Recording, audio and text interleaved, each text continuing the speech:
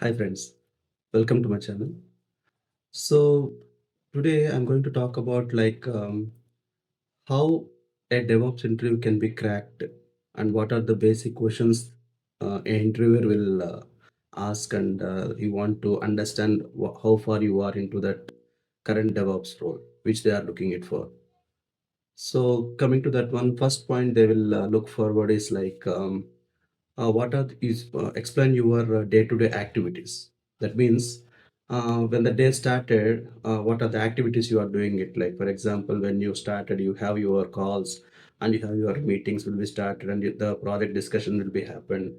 And you can say yeah, what are the challenges you are going to take it on that day, and how far the project is completed. What is your plan for that day? How much days you are taking for completion of this complete project, and your collaboration with the other teams, with the testing or deployment teams and all. So what I want to tell here is in current DevOps world, you cannot do all activities at once. A person who called it as a DevOps engineer, he will not take care of all activities. He will be he will be into either one of the thing. Like he will be like in a build team, he will be in a testing team, or he will be in a deployment team. So the type of different types of DevOps engineers will be there in a single project. So you have to say what is your role on that area, on that particular project, and you have to understand what others also doing, because you are a DevOps engineer, right? So you should be knowing how build is happening, how testing is happening, and how the deployments are happening. So around the thing, you have to understand what is the project is progressing on. So that is the first point you have to say when they ask about your day-to-day thing. The second point is what are the challenges, the recent challenges you have faced in your project. So recent challenges is where you have pitched in and you resolve that issue. If, for example, if there is an incident is going on and you identify what's the bug identified in the infrastructure side and the application side, and you have fixed that issue on fly, and at the same time you have suppressed that issue for future also. So you can explain the challenges for that sake.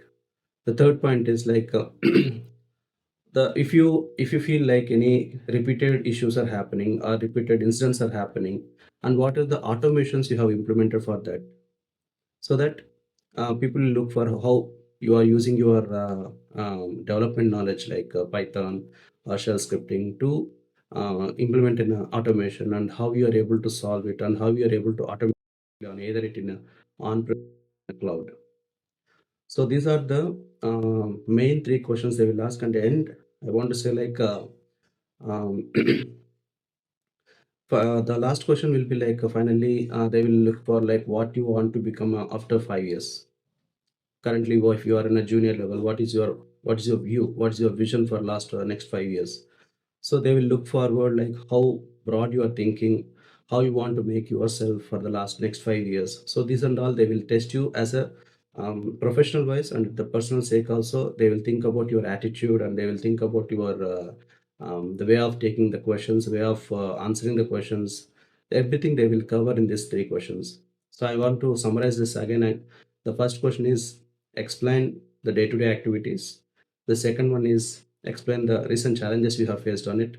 The third one is, and what are the automations you did it.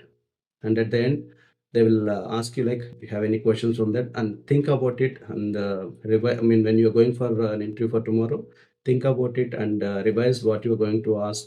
If you have any questions that you want to go for an on-site, and if you have any on-site opportunities, and if you want any good roles for you're looking for with current compared to the current roles. So everything you can think of it, and you can ask. That's a good opportunity for you to raise your questions at that time. So that's it for this video. If you like this video, please like, share, and subscribe. Thanks for watching. See you in the next video.